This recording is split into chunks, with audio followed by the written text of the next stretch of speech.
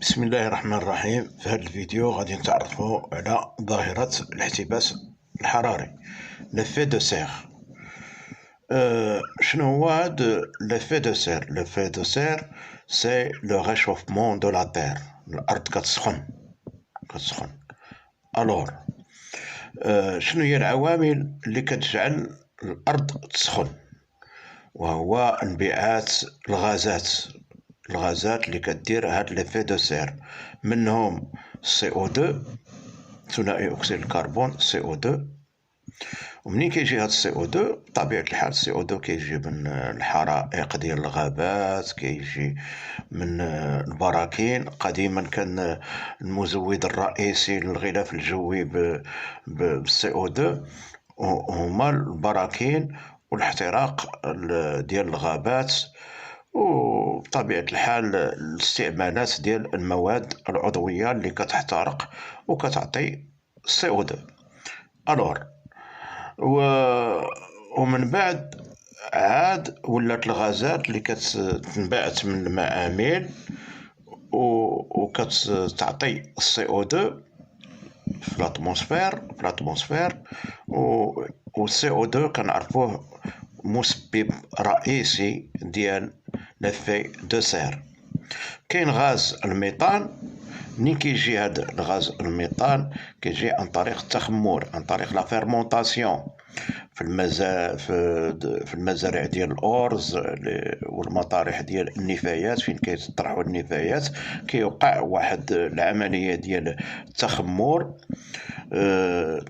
لا فيرمونطاسيون ان ميليو انايروبي، يعني بدون اكسجين، وكيعطي الغاز ديال الميثان.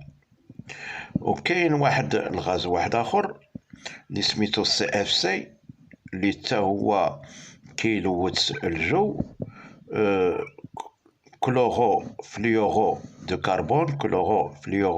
كربون. وهذا الغاز مناش كيجي عن طريق لي فريجيدير ودوك، يعني لي فريغو وكذا، كيرخيو واحد الغاز اللي هو سي اف سي اللي كيلوث الجو. وكذلك الاكسيد ديال الازوت، الاكسيد دازوت. ومناش كيجي هاد الاكسيد دازوت؟ كيجي من التخمر، لا فيرمونطاسيون بكتيريان دون لو سول، لا فيرمونطاسيون بكتيريان دون لو سول، التخمر الجرثومي في التربة وفي المياه والاحتراقات، وفي الاحتراقات ديال يعني السيارات والمعامل اللي كتعطي دوك الدخان، دوك لي فيمي اللي كونتين سي غاز. الور إلا جينا نشوفو ظاهرة الاحتباس الحراري عبر الزمن، كنشوفو من قبل في الفترة الصناعية، في عام قبل 1800 كانت ظاهرة الاحتباس الحراري قليلة. ومن بعد الثورة الصناعية زادت ظاهرة الاحتباس الحراري، لو ريشوفمون دو لا تير، كتر. علاش؟ نظرا للصناعات اللي كترخي دوك الغازات اللي كتؤدي الى ظاهرة الاحتباس الحراري. هنا كنشوفوا العلاقة بين سي او 2 وظاهرة الاحتباس الحراري. يعني كل ما كيتزاد السي او 2 عبر le dégagement de CO2 dans l'atmosphère durant le temps, alors il y a l'effet de serre, le réchauffement de la Terre. غادي نتعرفوا دابا كيفاش كينتج هاد l'effet de serre. l'effet de serre كنعرفوا باللي le soleil émet des rayonnements اللي كيوصلوا حتى لا تير، منهم اللي كيوصلوا مباشرة لا تير وكيديروا لو réchauffement de la terre. Donc la lumière du solaire est indispensable pour la photosynthèse, pour l'échauffement de la terre. Et il y a une autre partie qui va être remis, يعني كترجع للغلاف الجوي، réfracté. Il va être réfracté، انعكاس جزء من الإشعاع الشمسي. Il y aura réfraction d'une partie dans l'atmosphère.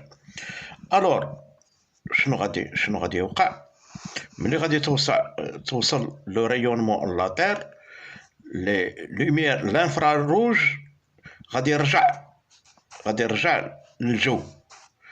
غادي توقع واحد لا ريفراكسيون، انعكاس غادي ترجع. ملي غادي ترجعوا دوك لي ريونمون انفراروج، جزء منهم غادي يمشي في الجو وجزء منهم غادي يرجع للارض، اللي غادي يدير لو ريشوفمون دو لا تير. لان دوك لا لوميير انفراروج هي اللي كتؤدي الى ظاهره الاحتباس الحراري، لو ريشوفمون دو لا تير. الور هنا شفنا دابا لو ريشوفمون دو لا تير اللي وقع خاصة في هذه السنين الأخيرة، ومن ضمن النتائج ديالو على أنه لي غلاسيي بولير كيدوبوا، ومن ثم كيترتفع لو نيفو د لا مير وكيديروا يعني تسونامي اكسيتيرا. وقضية واحدة أخرى على أن هاد الاحتباس الحراري كيدير لو ريشوفمون دو لا تير، وكيوقع الحرائق ديال الغابات اللي كتولي حتى هي بنفسها كتأثر في الجو بالCO2. الور هاد ليفي دو سير هي ظاهرة طبيعية، سي ان ايفينمون ناتوريل. يعني قبل الثورة الصناعية وكان هذا ليفي دو سير، غير هو تزاد مع التقدم الصناعي. ولكن واش كله يعني مضرات ولا فيه إيجابيات؟ طبيعة الحال أي حاجة فيها المساوئ والمزايا ديالها. من ضمن المزايا ديالها لي زافونتاج ديفي دو سير، وهو على أنه كيعطينا واحد الدرجة اللي معقولة، اللي كثر من 18 درجة سيلسيوس سير لا تير، بحال باش كيستطيع الإنسان يعيش. وإلا ما كانش هاد الحرارة سير تير تقدر توصل القل من صفر، يعني حتى ناقص 18 درجة اللي كتستحيل الحياة فيها. الور هاد ليفي دو سير عنده المزايا ديالو، عنده المساوئ نتاعو، غير هو ما كيخصوش يكون بواحد النسبة كبيرة بزاف، لأن غادي تعطي الحرارة بزاف لا تير. الور هنا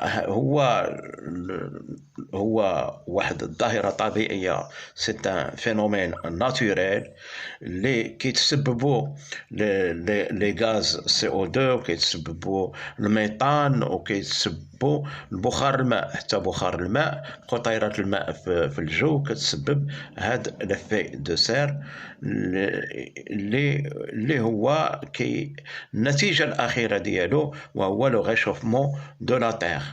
شكرا.